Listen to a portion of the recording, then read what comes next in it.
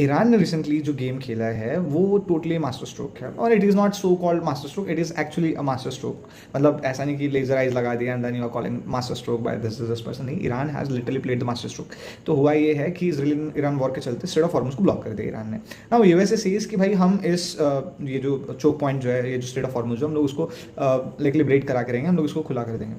Now Iran said कि देखो कि भाई तुम्हारे पास बहुत सारी पावर है, बहुत ज़्यादा, मतलब एक टोटली असिमेट्रिक वॉरफेयर है, और ईरान कहीं पे भी मैच तो नहीं है in front of US resources. लेकिन यार बात बहुत सिंपल सी है कि ईरान ने choke point of the world उसके ऊपर हाथ रख दिया। कैसे? देखो यार, ये जो स्ट्रेट ऑफ हॉर्मुज है, it is very very crucial for transport of crude oil.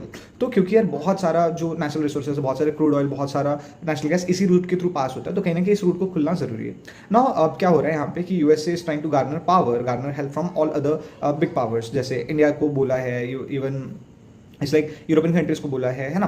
तो बहुत सारी कंट्रीज अब हो सकता है आ जाए और लिटरली ये कॉन्फ्लिक्ट पॉइंट बन जाए थर्ड वर्ल्ड वॉर 3 का। लेकिन Iran has played it's master stroke. अब क्या मास्टर स्ट्रोक खेला उसको समझने की कोशिश करते हैं। तो ईरान ने क्या बोला कि भाई देखो, इसराइल और यूएसए ये 2 कंट्री को छोड़ के मैं ये स्ट्रेट ऑफ हॉर्मुज को सबको यूज करने दूंगा। मतलब स्ट्रेट ऑफ हॉर्मुज से जिसको जाना है वो सब जा सकते हैं except Israel and USA. Now अब यार यहाँ पे इसने क्या कर दिया, लेवरेज कर दिया कि देखो यार कि भाई यहाँ पे कॉस्टिंग आ गई कि अगर तुम्हारे रिलेशंस अगर ईरान के साथ अच्छे हैं तो तुम यहाँ से जा सकते हो, अगर तुम्हारे रिलेशंस ईरान के साथ अच्छे नहीं है तो तुम यहाँ से नहीं जा सकते। This was a master stroke. ना अब यार यहाँ पर क्या हो गया, दुनिया जो है मतलब दुनिया कंपेल हो चुकी है किसको चूज करे किसको चूज ना करे, और at the end of the day हर किसी के अपने अपने कुछ ना कुछ स्ट्रेटेजिक इंटरेस्ट है। तो यहाँ पे ये कोई और कंट्री ने अपनी डिप्लोमेसी को यूज किया है ऐसा कुछ भी नहीं है, कोई भी कंट्री, ना इंडिया, ना पाकिस्तान, ना चाइना। ओके, चाइना के पास एक लेवरेज है डेफिनेटली, चाइना एक स्पेशल कैटेगरी की लिस्ट में आता है ईरान के लिए, और तो हमने भी इन्वेस्टमेंट करके रखे, बट हमारे यहाँ कुछ विशेष टाइप के लीडर्स हैं जिन्होंने ये चीज़ को इनकैश नहीं किया।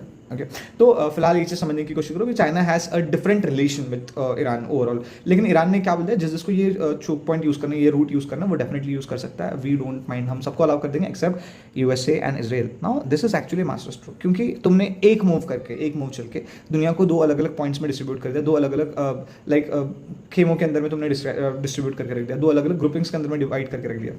एक वो जो यूएस और इसराइल को सपोर्ट करते हैं तो उनको ऑब्वियस बात है अपने नेशनल स्ट्रेटेजिक इंटरेस्ट के साथ कॉम्प्रोमाइज़ करना पड़ेगा। एक वो कंट्री जो अपने नेशनल इंटरेस्ट को फुलफिल करना चाहता है, उनको कहीं ना कहीं यूएसए के साथ कॉम्प्रोमाइज़ करना पड़ेगा, उसको साइडलाइन करके अपनी चीज़ें करनी पड़ेगी। और यहाँ पे अगला जो मूव जो चला है ईरान ने, ये लिटरली ग्लोबल ऑर्डर को चेंज करके रख सकते हैं। कैसे कि he has said, like Iran has said कि भाई हम आगे से जितना भी ट्रांजेक्शन करेंगे हम युआन में करेंगे।